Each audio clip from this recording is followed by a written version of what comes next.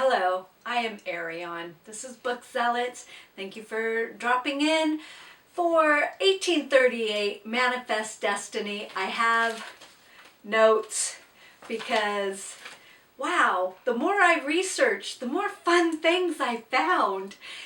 I hope you guys are excited as I am. One of the first things that I want to mention is that in 1838, New Orleans started minting the dime. Who knew? I had no idea. I mean, I suppose if for coin collectors, they probably knew this.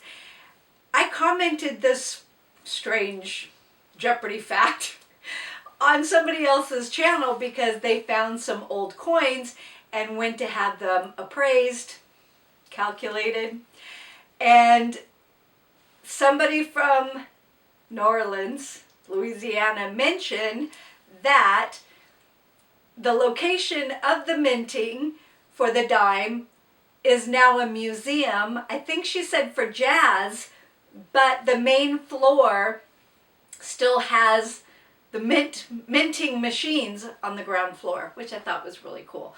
I've never been to Louisiana. I don't know if I will ever get to Louisiana, but if you knew this strange fact, let me know. I'm curious. So let's dive into well, I guess technically we already dove into the history, haven't we?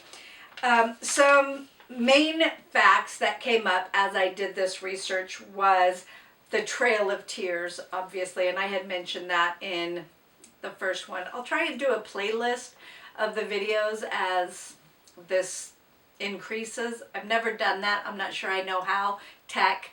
I'll figure it out. Okay, so I was surprised that the Trail of Tears was not just about the Cherokee tribe. I never learned that. Hello. Education system. I never knew that. So I also learned that a Black Hawk, okay, so let me get this right. A biography by a Native American Indian, wrote a biography, and I think it's called, I was not even going to try the Indian language. No, was not. But from what I gather, the translation is Black Hawk. So the Black Hawk biography, and it was written by a Sauk, S-A-U-K, I think, leader and warrior, which didn't know that either. Found that extremely fascinating. I noticed, or I realized in my 1837 video, I didn't mention musicians or composers. I apologize for that. If that is something that you are interested in, I'm mentioning it now. My apologies. So I was also fascinated and intrigued by this. So music by Francis Johnson was a Black American, African American. He's labeled as an African American, but he was born in America and died in America, Pennsylvania, if I'm not mistaken. And he did something that wasn't done at that time, where if you had an orchestra playing, instead of seats, front row seats, it was a promenade, so people walked around. I had never even heard of that. I'm learning so much from this Manifest Destiny.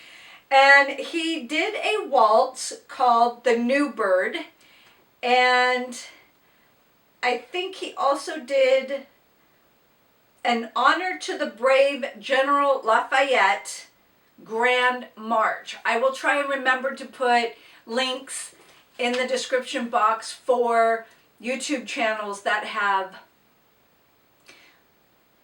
either play his music or talk about him. So for instance, I think there was one video I was watching where this gentleman was playing his music. Really good pianist, really good. I was impressed. Another composer, musician is Lowell Mason, and I don't know where he was at. He was first superintendent of music for public schools. The more you know, the more you learn, the more you know. Anyway, so he apparently was the one that composed the Christmas song Joy to the World and Psalm 61, which I think has two names. It's known as Bethany, but it's also known as Near My God to Thee. He is also the person who put, I think it's this gentleman, the person who put Mary Had a Little Lamb to music. If it's stuck in your head, I apologize. Then there's a lot of information about people who were born in 1838 or people who passed away in 1838. So if you find that information and you're interested in it, it counts. It totally counts.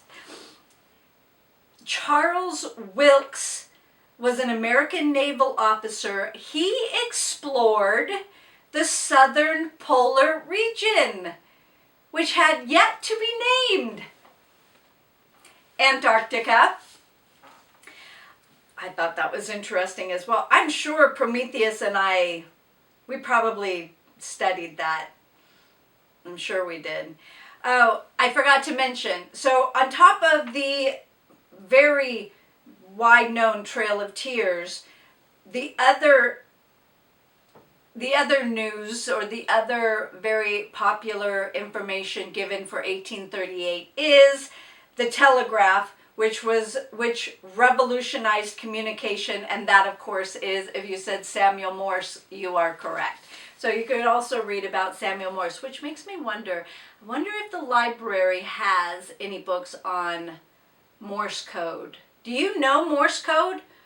I don't. I think Prometheus might a little bit. I don't know. I forget about it. Forget about it. Oh, another thing that I found very interesting.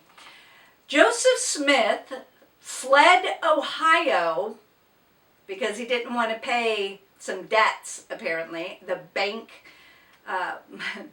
was after him.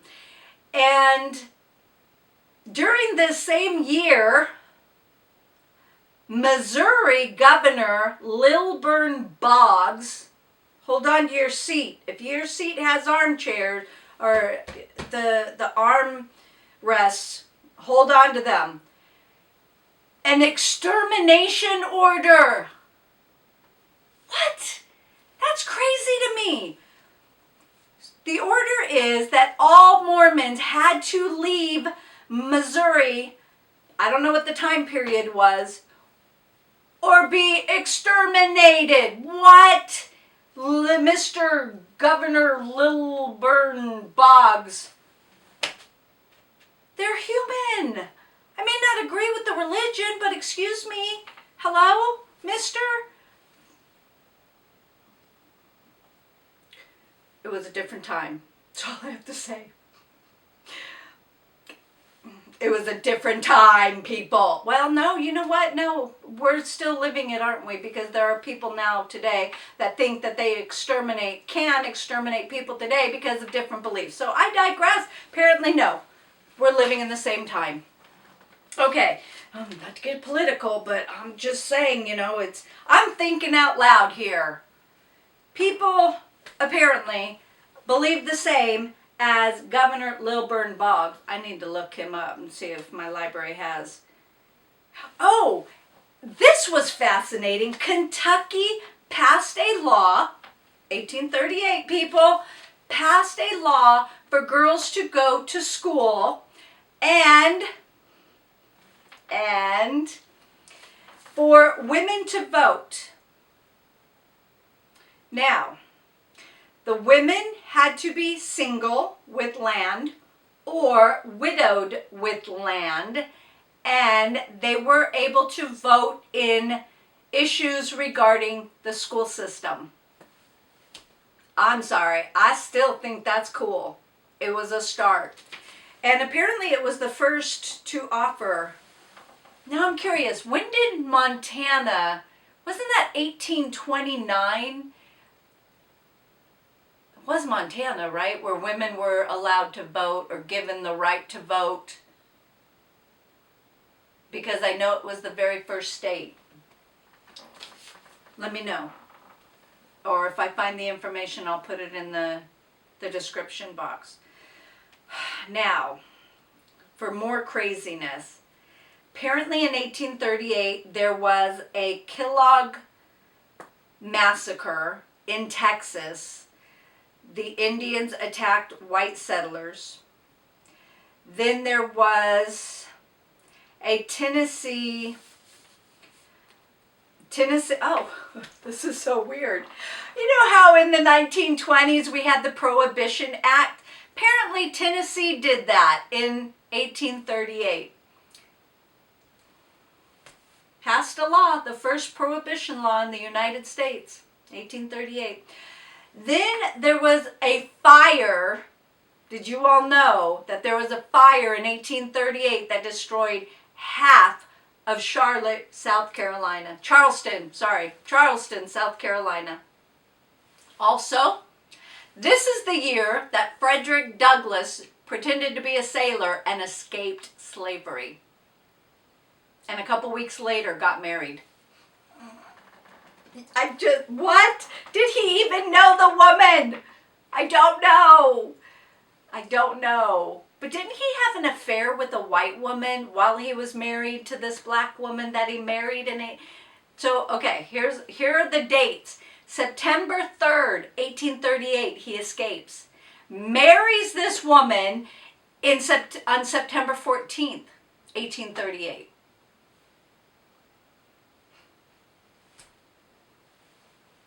I do not know the reasoning behind that. Whatever. I do know that he had an affair with a white woman while he was still married, and I think they all lived in the same house.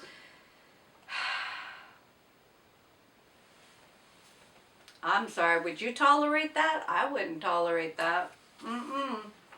No, sir. I think that's all I have.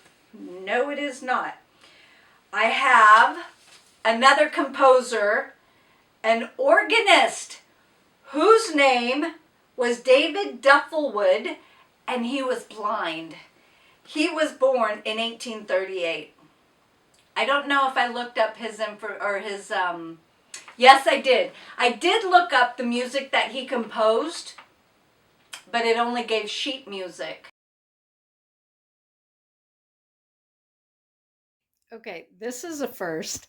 I am having issues with my camera. It went dark and I tried to change the battery. I hooked it back up. It's not playing. I'm getting an error message. Not sure what's going on. I will wait until Prometheus gets home and hopefully he can fix it.